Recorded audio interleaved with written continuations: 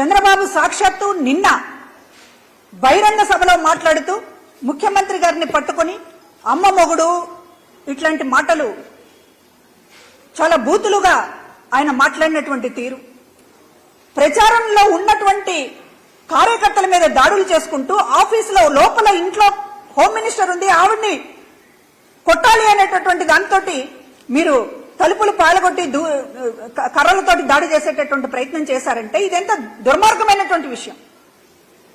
అంటే election commission ని మేము ఏదైనా ప్రభావితం చేయగలం, ఇవాళ కేంద్రంతో బీజేపీతో మేము జతకట్టాం కాబట్టి మీరు ఏం చేసినా చెల్లుతుందనేటటువంటి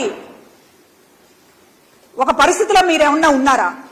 ఇవాళ ఎన్నికల కమిషన్ మీద ఒత్తిడి తీసుకొస్తున్నారు, టైటిలింగ్ యాక్ట్ మీద మాట్లాడుతూ ఉన్నారు, భూ ఆక్రమణదారులకి కొమ్ము కాస్తూ ఈ రోజున మీరు అమరావతిలో అసైన్డ్ భూముల్ని ఏదైతే దళితులు, ఏదైతే పేదలు, ఏదైతే బడుగు బలహీన వర్గాలకు సంబంధించినటువంటి భూములన్నీ మీ బినామీలు లాక్కొని దానిపైన విచారణ ఒక పక్కన జరుగుతూ ఉంటే కఠినమైనటువంటి భూ ఆక్రమణకు సంబంధించినటువంటి చట్టాలేవి రాకుండా మోకాలు అడ్డడానికి ఈ రోజున విష ప్రచారం చేస్తూ ఉన్నారు.